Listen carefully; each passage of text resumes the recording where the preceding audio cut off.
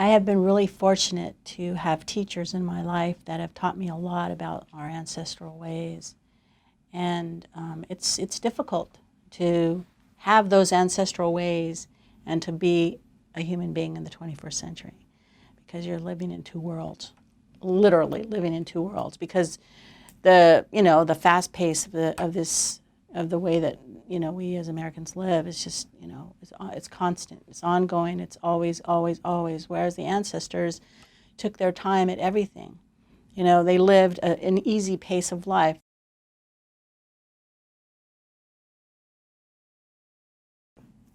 Well, I wasn't directly involved in federal recognition because I'm not really part of the political body in the sense of I'm not on the council. I'm kind of like on the edges trying to do the spiritual work to empower them to do their work. So, it's like sitting back like a little old, lady with the rosary beads doing the prayers for them going out to war or something, you know what I mean? It's like, that's what I do. I'm the little old lady in the background doing the prayers so they can be, empowered to do their work. So the federal recognition is really an important thing. And the reason why I say that is because I'm looking at it from a cultural perspective. Let's say a bone is found, and and there's no question it's in our traditional homeland area.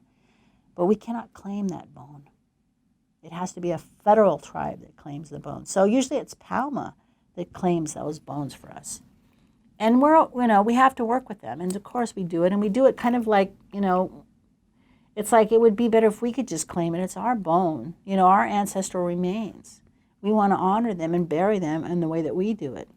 But Palma does it, and not, and so they've been doing the ceremonies for that, but we are there. They know it's our ancestor. They include us in those ceremonies. Thank goodness they do. But if we were a federally recognized tribe, we wouldn't have to have that. And it's not that I respect and love them. They're doing this for us, but it's like we're the little brother or the little sister. They have to do that for us.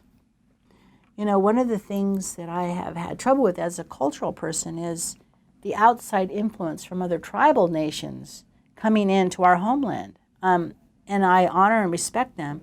But what I've learned is that the old ways aren't being taught among the young people.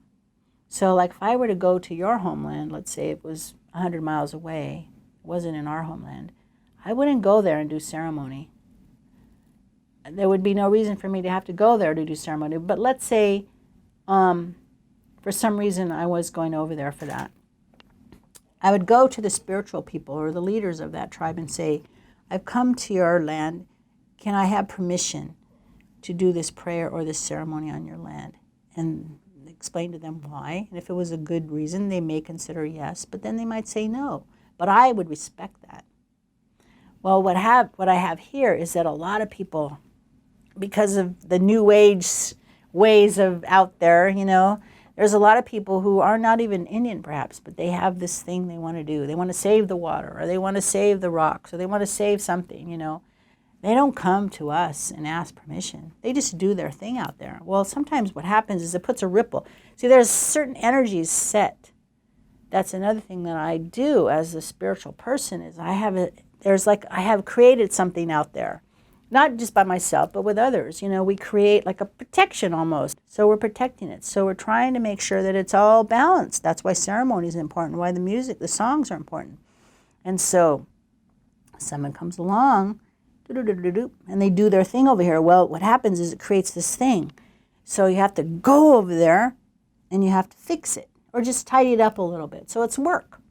So people don't know that. They don't understand it. So, and sometimes I'm like, oh, why is she so mean? She's not letting us do a ceremony here on this land, And I go, but why do you need to come and do the ceremony over here on this land? If you want that ceremony, you go to your homeland because you know why? Because it's more powerful over there on your own homeland than it is all the way over here.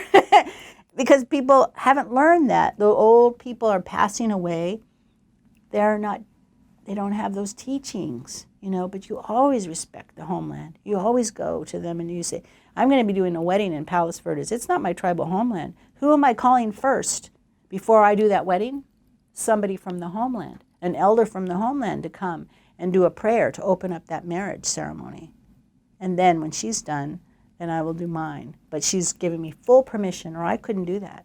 That's how I honor it, because that's what I was taught. So that's what I find that's probably one of the most difficult things as a cultural person is, how do I respect people and yet still try to teach them without hurting their feelings, because people get so, sometimes I get some flack for standing up for the old tradition. So, but I also, encourage people to practice their prayers and their ways. I don't, just like the drum, I got some hassle about the drum. We don't have a drum here.